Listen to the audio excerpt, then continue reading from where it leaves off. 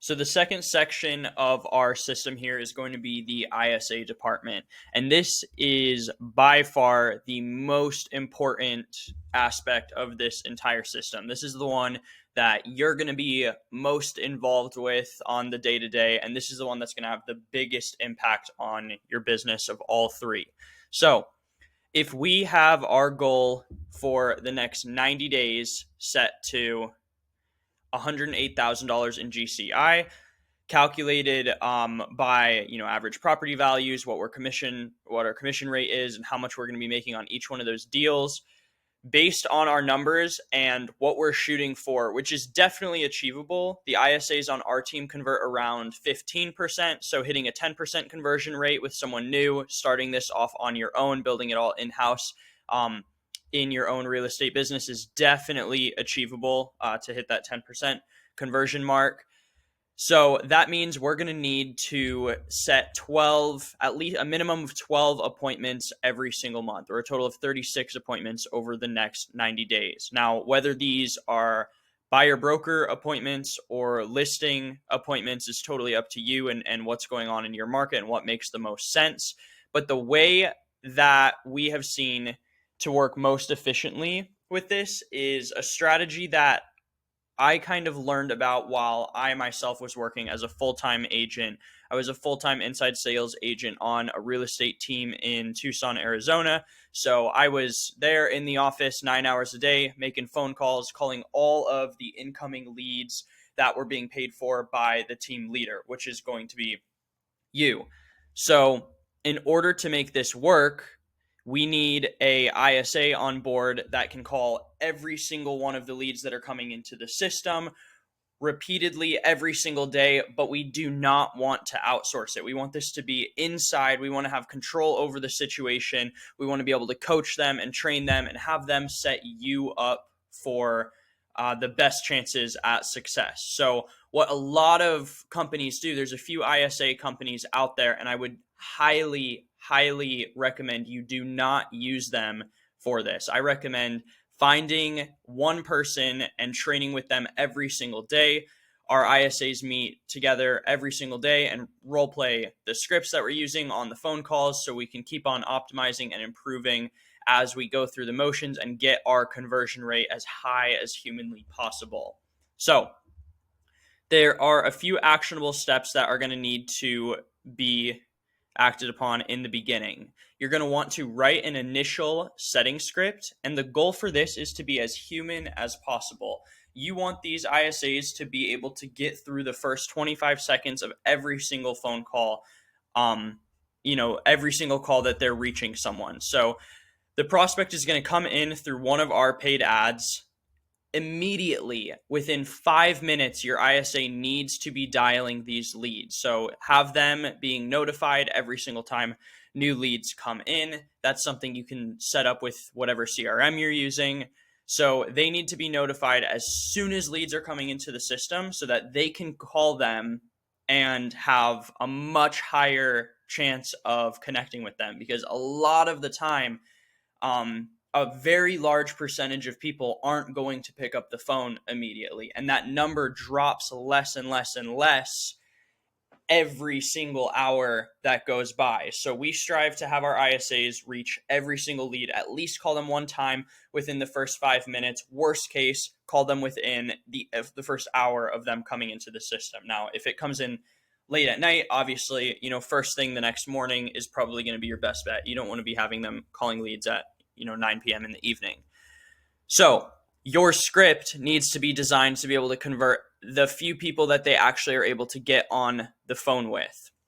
So we recommend having them practice their tonality every single day. That's one of the things that we're going to be doing ongoing every single day. They're role playing those calls. And the approach that we take with our ISAs is having them take a much more curious tone, a much more curious tone when connecting with the prospects, because it tends to catch the lead off guard a little bit. So what we'll have them do is they'll ring up the prospect. They'll say, "Hey, is this Steve?" with a much more curious tone rather than being like, "Hey, this is Asa with the so-and-so team. I just wanted to give you a call. You were clicking on our ads and blah, blah, blah. You're looking for a new home, or when are you looking to buy? And just getting right into it with them is a much, much more aggressive approach, and it tends to turn people off quite a bit, and will result in much more people hanging up on you, rather than, hey, is this Steve? Oh yeah, this is just Asa. I wanted to give you a quick call. I saw you clicked on one of our Facebook posts. You were looking at the properties in Orlando, right? In the Orlando area. They'll be like, yeah, I was just looking around or whatever. You'd be like, yeah, I figured, just browsing, taking a look at the market, seeing what's out there, that sort of thing. They're gonna be like, yeah, pretty much, just kind of taking a look around. And then from there, most people would let that go. They'd be like, okay, cool. Well, sorry to bother you. Have a great rest of your day. What you want to do there is keep on asking more questions and keep modifying your script to do everything you can to get beyond the first 25 seconds of that phone call. So we'll say something like, yeah, we wanted to give you a quick call to check on you. I saw you, replied to our post on Facebook about those homes in Orlando. That's the area you were looking in, right? They'll get some confirmation, and then they'll be like, yeah, I was just browsing or whatever, just kind of looking around. You're like, yeah, of course, that's how most people, that's what we figured, just kind of taking a look around. I guess, I'm just curious, what made you want to look at properties in that area? And then it's like you just keep looping back and forth and asking as many questions as you possibly can, but maintaining that very, very curious tone so that the prospect doesn't feel as if they're being sold to. Then you're going to continue on with the rest of your script, monitoring the data that these ISAs are collecting is super, super important. So every single day, you want to be meeting with them, training, role playing, practicing the script, working on your tonality, things like that every single day. Also tracking the amount of time, the amount of dials that they're making, the amount of conversations that they have, and then the amount of actual appointments that they're booking. So updating those numbers every single day are super, super important. So we want to monitor the pickup rate and conversion rate every single day. Again, we're shooting for around a 10% of the leads to be turned into appointments, which is super doable as long as we are actively, executing on these action steps here. So practicing your role plays, updating your scorecard, watching the data, and then we can tell by looking at the data if our pickup rate is low. Usually anywhere around 25% and up is pretty good. 1 in 4 people actually pick up the phone. That's not bad at all. So if it tends to be dropping far below that, we're not getting people on the phone, then these are 3 things that we can start implementing in order to help increase our pickup rate. We can change the calling hours because a lot of these people are working, 9 to 5s, whatever it is. And they aren't always going to be available to pick up the phone. So switching up your dialing hours, we've seen earlier in the morning between 8 and 9 a.m. tend to work pretty well. And then around lunchtime, 12 to 1 is usually a pretty good time to get a hold of people. And then later in the evening is actually a really good one too. Around 5 to 6 p.m. we get a lot of pickups during those hours. Another thing to implement, which will invoke a lot of callbacks, which is a great way to increase your conversation rate, your dials to conversation rate, is getting people to call you back. So go ahead and leave them a message. You can set up automatic voicemail drops so that every time, someone doesn't pick up on, say, the second time you called them, you're leaving them an automatic voicemail. It's like, hey, this is Asa. Just checking in. I know you were looking at those properties in Orlando. I just wanted to touch base and make sure that list had everything that you were looking for. Something like that. Wicked simple. People will be like, oh yeah, they'll call you back, see whatever, it is you wanted to talk to them about. And that's a great way to increase your conversation rate. The last one that we've seen works really well sometimes is when, a lot of people don't pick up phone calls from unrecognized numbers. It's very, very common, and a lot of people have like spam protection set up on their phones as well, where it'll say like potential spam if the number isn't a contact in their phone. So double dialing calling them, they don't answer, and then immediately calling them again is a really great strategy to let the person on the other end know that what you're calling about is important. And so that increases pickup rate on that second call very, very significantly as well. Then on the other hand, if your lead to booking rate is much lower, that means it's an issue with the way that your ISAs are performing.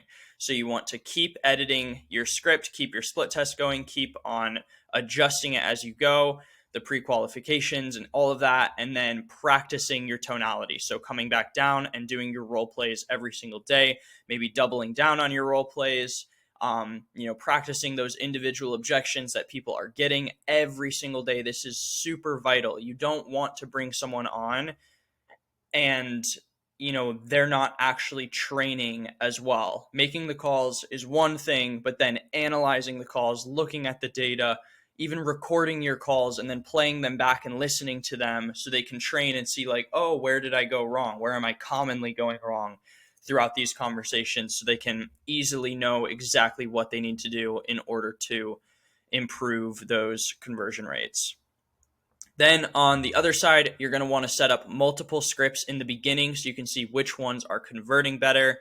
You want to make sure that your scripts are collecting all of the necessary info. So every script that we write with our ISAs, we are making sure we're collecting budget details, because you want to make sure that the ISA, again, is setting you up for success as an agent.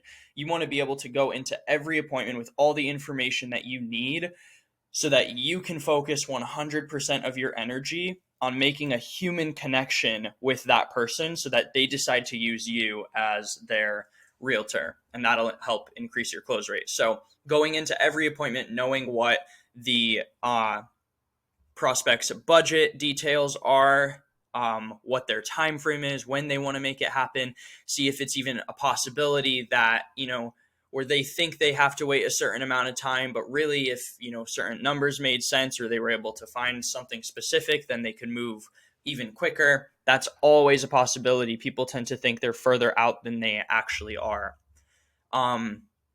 You want to make sure that the ISA is collecting their motivation behind buying or selling. And that's not just like, oh, because we want to move to Alaska. It's like, oh, that's cool. What's in Alaska? You got family there, or, just looking for some colder weather, whatever. Write it into your script. Have them know how to handle these situations. And that's why we train every single day, so that they can get better and better and better, and have them working as actual salespeople and not just someone who's, in their call center, making their dials, reading off a survey. Essentially, they're making a human connection with every single lead too. And they're setting you up. They're setting a good frame for you. We have our ISAs reference the agent. They'll be like, yeah, we're going to have Jessica meet with you. She's super great. She's been in the business for a long, long time. Super friendly. I'm really excited for you to meet her. And just setting that frame for the agent when they set that appointment, so that when the agent attends the appointment, the prospect on the other end already likes them, already knows a little bit about them, and is ready to like dive into all of the details and have those hard conversations about how they can make this move happen as quickly and as smoothly as possible with you.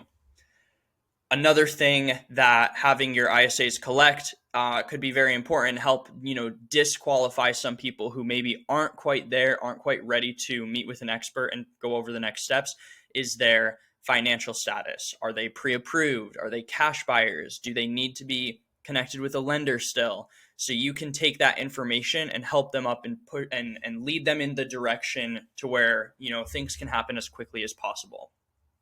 Another thing too, which helps a lot to boost up their motivation, is talking about what they're looking for. So even if it's a seller, rather than talking about the current property, because, people tend to be a little bit emotional, a little sentimental about their current property, and rather than talking about getting rid of it, instead getting them more excited for the next property. Okay, well, like, what are you selling for? Where are you headed?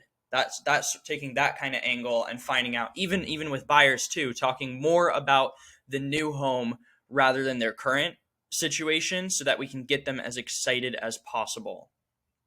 So what we need to do in order to maintain the quality of these appointments once your ISAs are performing at a high level and they're booking a lot of appointments, but you feel like, the appointments aren't as high quality and there's more that your ISAs can do in order to set better appointments for you so you see more success, is monitoring the quality of the appointments that are being set. So, having your ISA take notes every single time.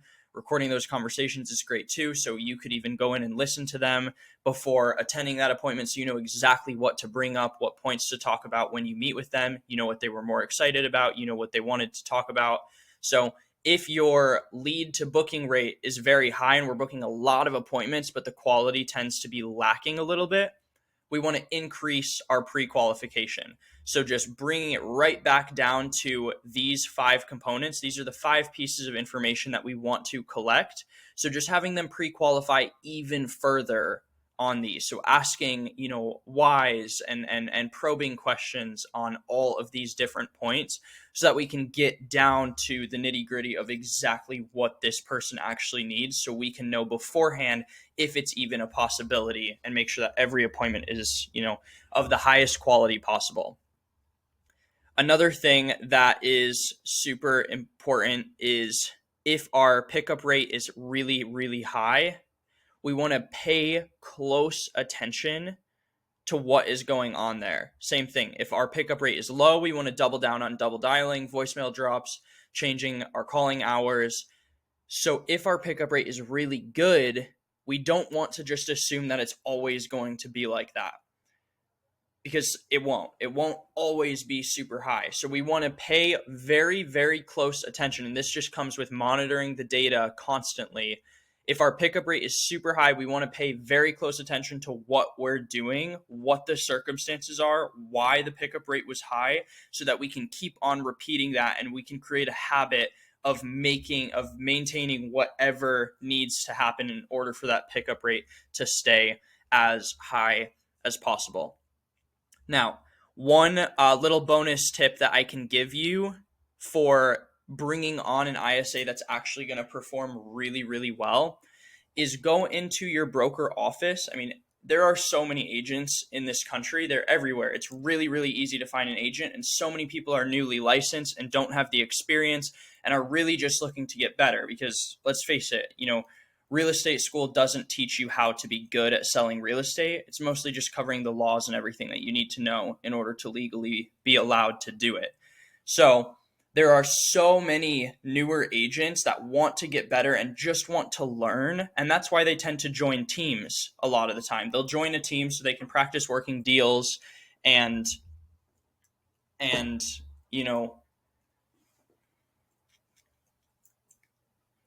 they'll tend to join a team so they can practice working deals. And a lot of agents tend to join teams where they're giving huge splits of their commission to their team leader just so they can have an opportunity to learn. And that's the same approach we want to take when we're looking for an ISA. So a lot of times, newer, younger agents are great recruits to bring on as an inside sales agent, and you can train with them every single day. And if you do a good job implementing this structure and teaching them these processes, they're going to be getting a ton of value, so that whatever their future business endeavors are, they're going to feel like they have been learning the right things. If any ISA that's practicing these things will easily be able to go in and start calling for sale by owners, expires down the line, and create a consistent stream of revenue that way. I mean, you could even have the ISA calling for sale by owners and expireds for you, so that they're,